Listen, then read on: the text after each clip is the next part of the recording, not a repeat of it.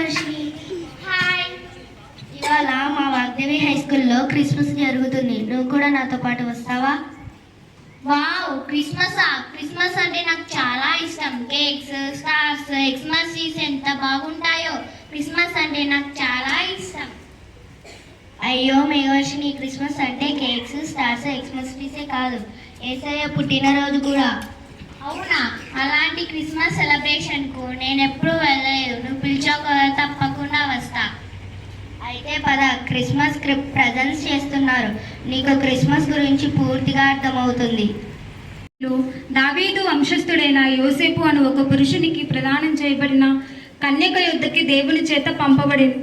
ఆ కన్యక పేరు మరియా. దయ ప్రాప్తురాలా, నీకు శుభము, ప్రభువు నీతోడై ఉంటాడు. మరియా, భయపడకుము, దేవుని వల్ల నువ్వు కృప పొందితివి. ఇదిగో, నువ్వు గర్భము ధరించి కుమారుని కని ఆయనకు యేసు అను పేరు పెట్టుము. ఆయన గొప్పవాడే, సర్వోన్నతుని కుమారుడు అన్నబడును. నేను పురుషుని ఎరగని దానిని, ఇది ఎలా జరుగును? పరిశుద్ధాత్మ నీ మీదికి వచ్చెను, సర్వోన్నతమైన శక్తి నిన్ను కమ్ముకొనెను. గనుక పుట్టబోయే శిశువు పరిశుద్ధాత్ముడు కుమారుడు అన్నబడును. ప్రభు దాసురారా, నీ మాట చెప్పున నాకు జరుగును గాక. యోసేపు నీతిమంతుడై ఉండి ఆమెను అవమానపరచునొల్లక రహస్యముగా ఆమెను విడనాడాలని ఉద్దేశించెను. అతడు ఈ సంగతులను ఆలోచన చేయుచూ నిద్రించెను.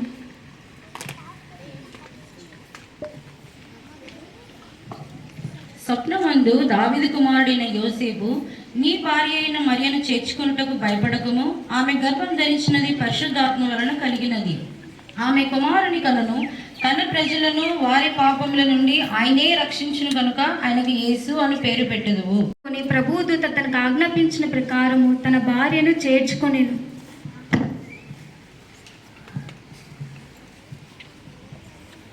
ఇందు మూలంగా యావత్తు ప్రజలకు తెలియజేయడం ఏదనగా ప్రజా సంఖ్య రాయించుకోవాలని కైసరు తెలియజేస్తున్నారు. గోత్రంలోను పుట్టినవాడు కనుక తనకు భార్యగా ప్రదానం చేయబడిన గర్భవతి అయిన మరియతో కూడా ఆ సంఖ్యలో వ్రాయుటకు గలిలియాలోని నజరేతు నుండి యూదయాలోని బెత్లెహేము అను ఊరికి వెళ్ళెను. మా భార్య నిండురాలు, మీ ఇంట్లో ఉండడానికి స్థలం ఉందా?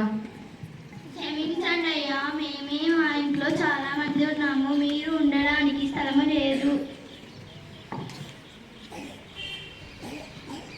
అయ్యా, ఎవరయ్యా మీరు? ఏం కావాలి? మేము చాలా దూరం నుంచి వచ్చాము, మా భార్య గర్భవతి, మీ తట్రంలో ఉండడానికి స్థలం ఉందా? స్థలమా? స్థలం లేదయ్యా, వెళ్ళండి వెళ్ళండి. ఒక్క నిమిషం ఆగండి అయ్యా. స్థలం లేదు, కానీ ఈ రాత్రికి విశ్రాంతి తీసుకోనికి మా పాకలో ఉండవచ్చు. వెళ్ళండి అయ్యా. ధన్యవాదాలు.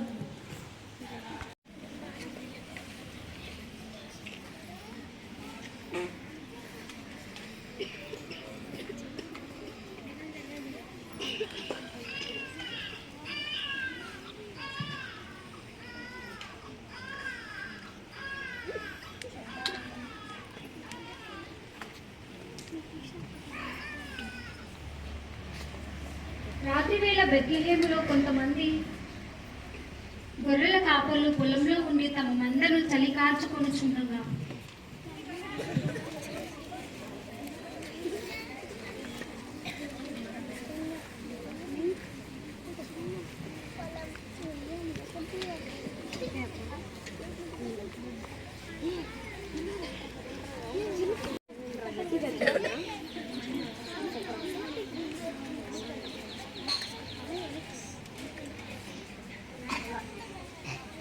చంపేస్తుందిరా. మనమే ఇలా ఉంటే ఆ గొర్రెలు ఎలా ఉంటాయా?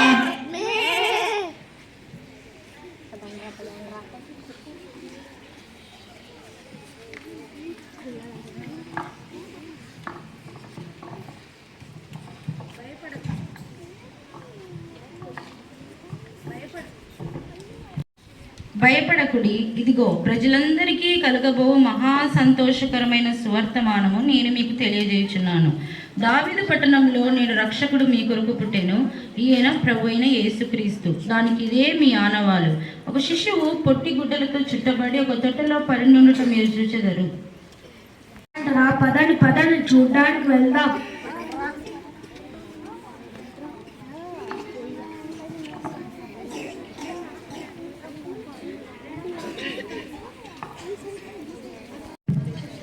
సర్వోన్నతమైన స్థలములలో దేవునికి మహిమయు, ఆయనకి ఇష్టమైన మనుషులకు భూమి మీద సమాధానం కలుగును గాక అని దేవునికి స్తోత్రం చేయుచుండెను. తూర్పు దేశపు జ్ఞానులు ప్రయాణం మొదలు పెట్టారు. వారు వెళ్తుండగా ఆకాశంలో ఒక వింత నక్షత్రం ప్రకాశించింది. ఆ నక్షత్రం వారిని బెత్లెహేమునకు నడిపించింది. ఆ నక్షత్రం వారికి ముందుగానే నడిచి శిశువున్న చోటికి నిలిచింది.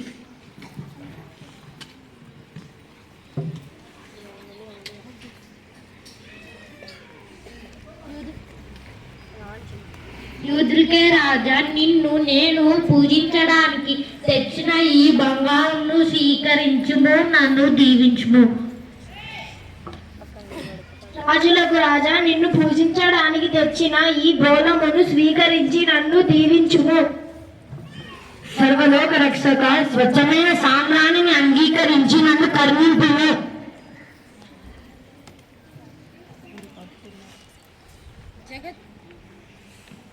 జగత్ రక్షకుడైన యేసుక్రీస్తు ప్రభువు పశువుల తొట్టిలో పుట్టి మనుషులందరినీ ప్రేమించి తన్ను తాను తగ్గించుకున్న విధానాన్ని మనందరికీ తెలియజేసేదే Christmas. Happy Christmas to everyone.